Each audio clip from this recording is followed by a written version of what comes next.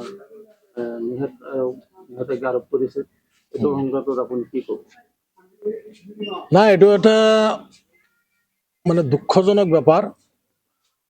এনেকুৱা হ'ব নালাগিছিল। কাৰণ গোটেই দিনটো আমি প্ৰশাসনৰ লগত যোগাযোগ কৰিছোঁ।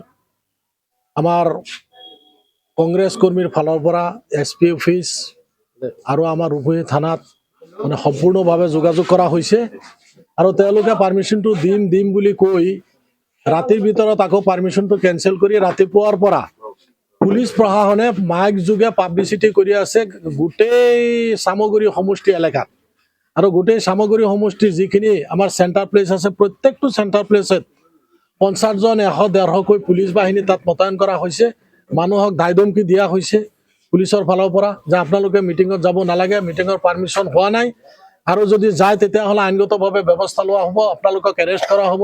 সেই হিচাপে আমাৰ এই যিটো আমাৰ মিটিংস্থলী আপোনালোকে য'ত বহি আছে ইয়াতো আমাৰ পুলিচ বাহিনী আছে। তেওঁলোকে অলপ সময়ৰ পিছে আমাৰ যিখিনি মানুহ আহে সেইখিনি মানুহক ইয়াৰ পৰা আঁতৰাই দিয়া হোৱা হৈছে আৰু আমাৰ ৰাস্তা ঘাটত যিখিনি মানুহ আছে তেওঁলোকক আঁতৰাই দিয়া হৈছে, এৰেষ্ট কৰিবলৈ ধমকি দিয়া হৈছে। আৰু মই ব্যক্তিগতভাৱে মোৰ মাটিত মোৰ ঘৰত এইটো আমি এটা দলীয় কৰ্মী সভা দিছিলোঁ। আমাৰ ধুবুৰী লোকসভাৰ মাননীয় সাংসদ ৰকিবুল হুছেইন ডাঙৰীয়াই সেইদিনাখন যি অপমান তেওঁলোকে কৰিলে বিজেপিৰ ভেৰণীয়া গুণ্ডা বাহিনীয়ে, তাৰ প্ৰতিবাদ কল্পে আমি এখন প্ৰতিবাদী মিছিল কৰিছিলোঁ, ৰূপহী থানাত গৈছিলোঁ।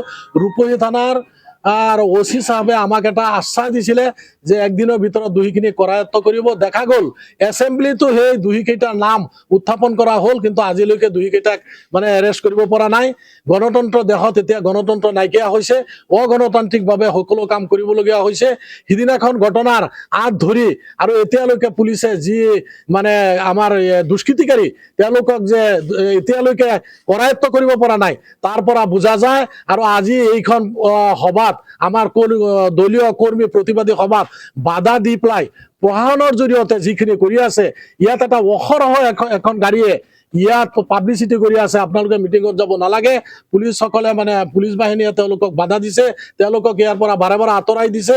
আজি যি মানে গণতন্ত্ৰ দেশত আমি এতিয়া আমাৰ কণ্ঠ ৰোধ কৰিব বিচৰা হৈছে, সংবিধান তেওঁলোকে নমনা হৈছে।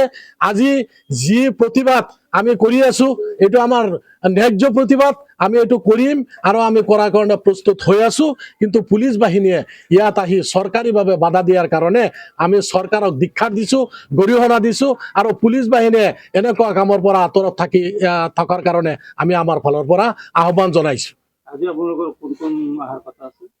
আজি আমাৰ এইখন সভাত আমাৰ ধুবুৰীৰ মাননীয় সাংসদ ৰকিবুল হুছেইন ডাঙৰীয়া, আমাৰ নগাঁৱৰ সাংসদ মাননীয় প্ৰদ্যুৎ বৰদলৈ ডাঙৰীয়া, ৰূপীহাটৰ বিধায়ক মাননীয় নুৰুল হুদা ডাঙৰীয়া, আমাৰ বৰপেটা সমষ্টিৰ বিধায়ক মাননীয় আব্দুৰ ৰহিম সাহাব, আমাৰ আফতাবুদ্দিন মোল্লা MLA সাহাব, আমাৰ লাহৰীঘাটৰ বিধায়ক আসিফ নজৰ ডাঙৰীয়া ইত্যাদি, আৰু আমাৰ নগাঁও ডিষ্ট্ৰিক্ট কংগ্ৰেছ আৰু APCCৰ কেইজনমান আমাৰ বিশিষ্ট নেতা ইয়াত উপস্থিত থকাৰ কথা আছে।